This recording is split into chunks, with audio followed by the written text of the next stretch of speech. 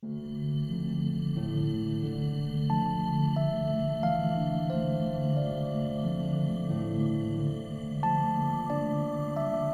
l'origine de ce projet, c'est un peu le hasard, mais l'heureux hasard. C'est un ami qui nous a transmis l'appel d'offres et qui nous a dit « mais ça c'est pour vous ».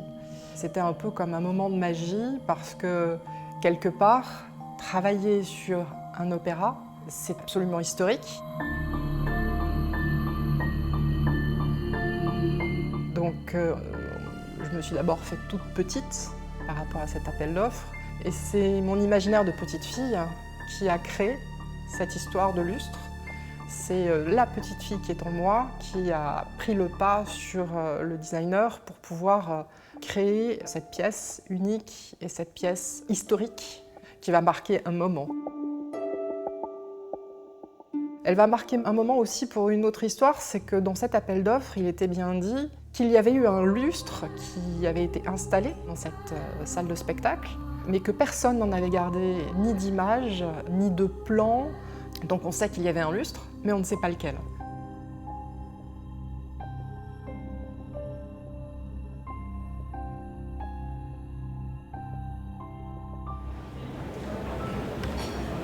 On n'arrive pas à savoir si historiquement l'Opéra d'Avignon qui a été construit au milieu du XIXe siècle a eu un lustre ou n'a pas eu de lustre. On a eu une grande difficulté à retrouver des images plausibles d'un lustre existant. Il faut savoir que dans l'histoire des opéras, le lustre avait une caractéristique acoustique aussi. Et la question qu'on s'est posée, est-ce qu'on a le courage de restituer un lustre historique qu'on ne connaît pas, ou est-ce qu'on prend à notre courage celui d'importer dans une salle historique un lustre contemporain? On a très vite écarté la première solution.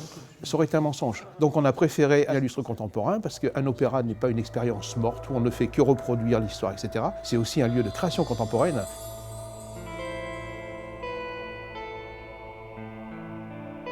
Le point de départ a été le plafond dans lequel le lustre devait s'intégrer, qui ressemble en fait à ceci, avec un dôme qui s'inscrit dans le plafond. Et mon idée a été de créer un dôme complémentaire en face de ce dôme, de façon à recréer en fait une forme complémentaire, avec à l'intérieur donc des pièces qui allaient s'inscrire, nos bougeoirs d'abord, avec les pampilles en dessous, et ensuite une grosse boule en albâtre du coup, qui sera éclairée également, et qui va venir ponctuer tout ce lustre.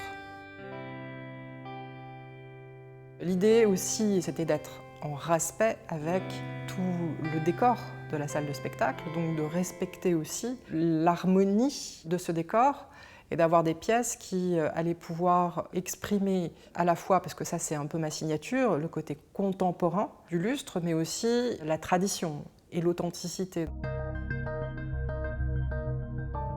Le lustre devant être le reflet aussi de l'histoire passée, mon idée a été de travailler sur des matériaux qui soient des matériaux en lien avec nous, ce qu'on utilise régulièrement, qui est un peu l'ADN de Boébia, c'est la porcelaine de Limoges.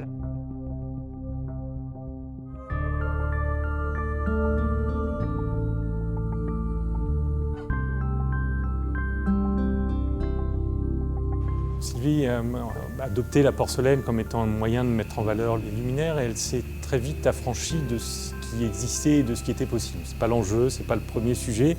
Le premier, c'est est-ce qu'on peut créer cette forme-là et après on voit effectivement comment on y arrive avec nos contraintes. Et ce qui est intéressant avec le travail qu'on fait pour Sylvie, c'est qu'on est quasiment en permanence à la limite de ce qu'on sait faire.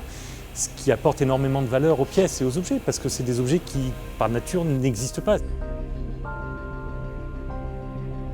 La porcelaine de Limoges, c'est un matériau dont la matière première, c'est le quartz, du feldspath et du kaolin. C'est de la poudre qu'on mélange avec de l'eau pour obtenir une barbotine que l'on coule dans des moules en plâtre. Et on donne forme à une pièce que l'on va ensuite cuire à 1400 degrés. Ce qui permet de vitrifier la face vitreuse et de lui donner la translucidité dont on a besoin pour un luminaire en fait. Donc c'est un matériau qui va, par sa nature, par son procédé, être un matériau parfaitement adapté pour la diffusion de la lumière. C'est un matériau qui ne va pas vieillir, il ne va pas jaunir, il ne va pas s'altérer. Donc il va pouvoir rester en place plusieurs décennies en situation. La porcelaine, quand elle est cuite, peut être émaillée ou peut être laissée brute telle qu'elle. Et on a un aspect mat qui est très intéressant et qui est très utilisé dans les luminaires de Sylvie. Et quand elle est émaillée, on peut rajouter du décor dessus, des couleurs, ou de l'or. Ça brille et c'est magnifique, ça rentre dans un autre univers. Sylvie a amené l'idée de la porcelaine, auquel d'ailleurs tout le monde a adhéré tout de suite. Et puis la deuxième chose, c'est que, y compris avec les services de la DRAC, on milite pour l'entretien des métiers. Pour nous, c'est important. C'est l'entretien des savoir-faire, des métiers, des compétences, parce que c'est magnifique.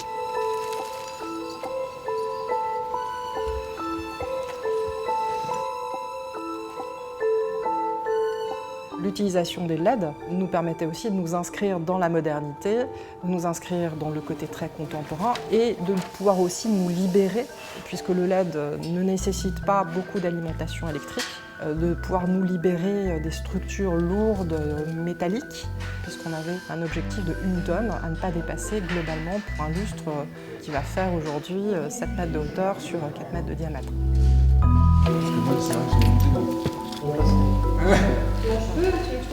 Enfin, une étape, l'étape presque finale, en tout cas de préparation pour le final. C'est le rêve qui devient réalité, c'est la concrétisation de plus d'1 an de travail aujourd'hui sur image 3D. C'est la naissance du lustre, c'est vraiment la première sortie du lustre et c'est un moment qui est émouvant, en tout cas pour moi, puisque enfin je le vois sortir et le concrétiser enfin. L'idée aussi de ce lustre, c'était de pouvoir s'inscrire dans le temps, donc d'avoir un lustre qui allait être pérenne et qui allait pouvoir durer 100 ans, 200 ans, quelque chose qui dépasse en fait l'imaginaire humain. Donc on a bien évidemment, quand on a réfléchi à toute la structure de ce lustre et le fonctionnement de ce lustre, imaginer ce lustre dans le temps et avoir la possibilité de pouvoir intervenir dessus régulièrement, bref, réparer le lustre s'il le faut. Avoir un quart de forme. Ce qui nous a guidés vers ce choix, il y avait une première obligation, celle d'éclairer. Éclairer, c'est-à-dire amener au sol la puissance nécessaire pour que nous répondions aux normes de sécurité. Deuxième point, c'était aussi de remettre en valeur les peintures de la coupole, qui est une fausse coupole en fait, et ces peintures qui valaient vraiment le coup d'être rehaussées. Donc ce sont 2 critères liés à l'éclairage, donc à la technique d'éclairage. Elle est belle cette boule, hein? Ouais, elle est très bien. Ouais, c'est magnifique. C'est juste de les mettre tout de suite par terre parce que de toute façon, il faut... C'est la forme générale qu'on retrouve dans les lustres de l'époque, cette forme un peu comme une immense goutte d'eau, mais je dirais un peu à l'envers. C'est quelque chose qui nous a un peu frappé, mais je crois que c'est surtout la légèreté, la transparence.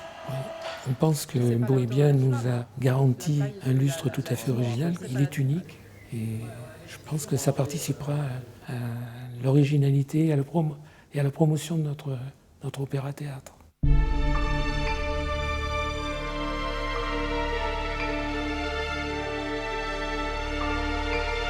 Il n'y a pas de conciliation entre le passé, le présent et l'avenir. Il y a une continuité du temps.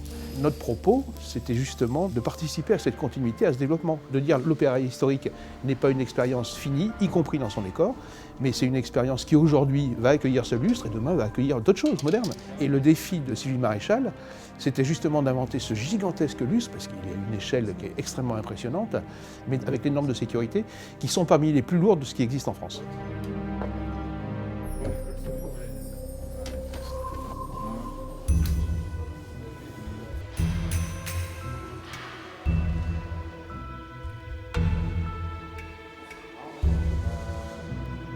S'inscrire dans le temps, effectivement, on va faire partie d'un bâtiment historique, donc quelque part on fait partie de l'histoire de ce bâtiment maintenant. Et la signature de ce lustre va être, pour des siècles et des siècles, quelque chose de vivant qui va traverser et qui va aller au-delà de nos vies à nous.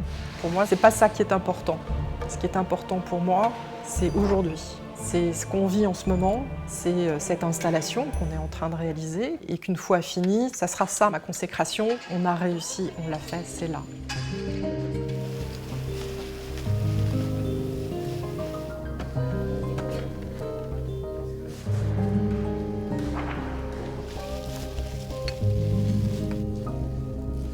Le nom a été une réflexion partagée entre une salle de spectacle, dans un opéra où on chante beaucoup, et puis tous ces anges qui Il y avait tout autour, dessiné sur le plafond. Donc le cœur des anges, c'est un peu le lien entre tous ces éléments-là. Le cœur des anges, c'est ce lustre qui exprime à la fois l'idée de la salle de spectacle et l'idée de la magie du lustre. Il y en a qu'on va bouger. Celle qui manque, c'est celle qui est à l'intérieur ici. Là.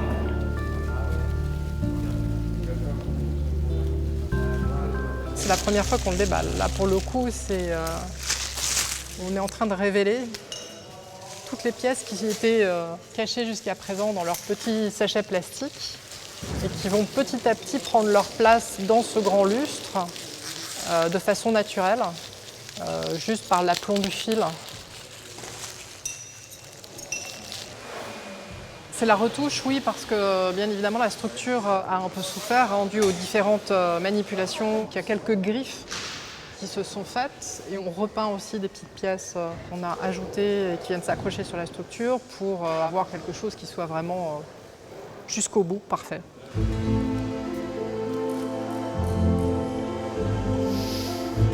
C'est une création des artisans français. C'est le manuel au service de l'art ou l'art au service du manuel, on ne sait pas. Mais franchement, ça donne un résultat magnifique et je pense qu'il est largement à la hauteur de cet opéra qui a besoin de cette beauté-là. Je pense qu'il est inscrit pour une très longue durée. C'est une réalité, c'est une très belle réussite.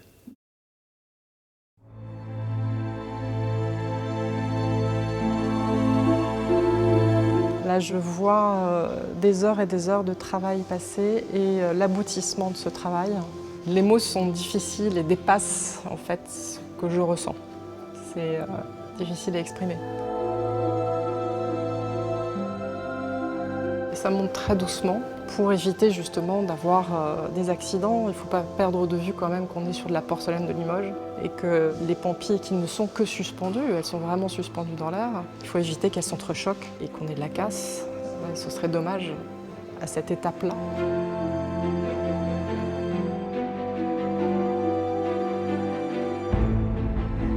Voilà, nous y sommes. Le point final de l'histoire vient d'être mis en place. Le lustre est en place. Il est